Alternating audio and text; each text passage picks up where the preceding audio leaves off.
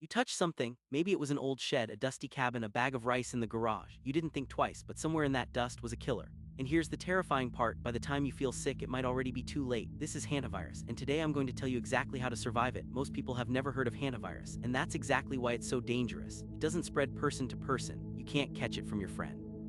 You can't catch it on the subway. No, hantavirus is sneakier than that. It hides in mice. Deer mice specifically, and when they pee, poop, or leave saliva on a surface and that stuff dries up and becomes dust and you breathe that dust in, that's it. That's the whole game. One breath, that's all it takes. And the worst part, the deer mouse looks completely harmless. It's actually kind of cute. Here's where it gets real. Hantavirus pulmonary syndrome, the disease it causes, has a mortality rate of 36%. That means roughly 1 in 3 people who develop full-blown HPS don't make it. For comparison, the seasonal flu kills less than 1% of people. And here's the cruel twist nobody talks about. The first symptoms feel exactly like the flu. Fever, muscle aches, fatigue, maybe some nausea, so people go home, rest, drink some tea, think they'll be fine. They are not fine.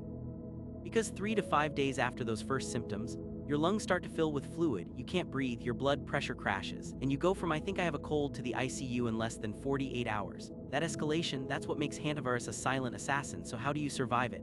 2 phases: before exposure and after symptoms hit. Before exposure, how not to get it in the first place.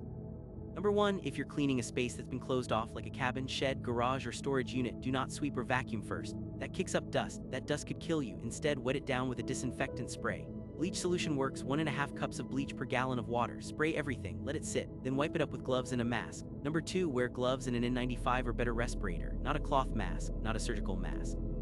N95, minimum. Number 3, seal up your home. Mice can squeeze through a hole the size of a dime. Steel wool packed into gaps, then caulked over, stops them cold. Number 4, store food in airtight containers. If mice have nothing to eat, they move on. After symptoms hit, what to do if you think you've been exposed? This is where most people make the fatal mistake. They wait. Don't wait.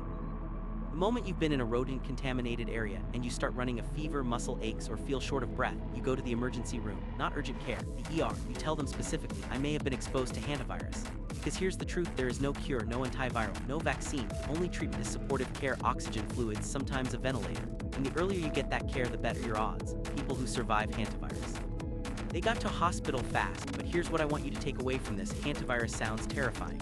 And it is, but it is also almost entirely preventable. Unlike a lot of diseases, you can see the risk. You can smell it literally. Mouse urine has a distinct ammonia odor. You can prepare for it. The people who die from this disease mostly die because they didn't know what they were dealing with. They cleaned that old barn the wrong way.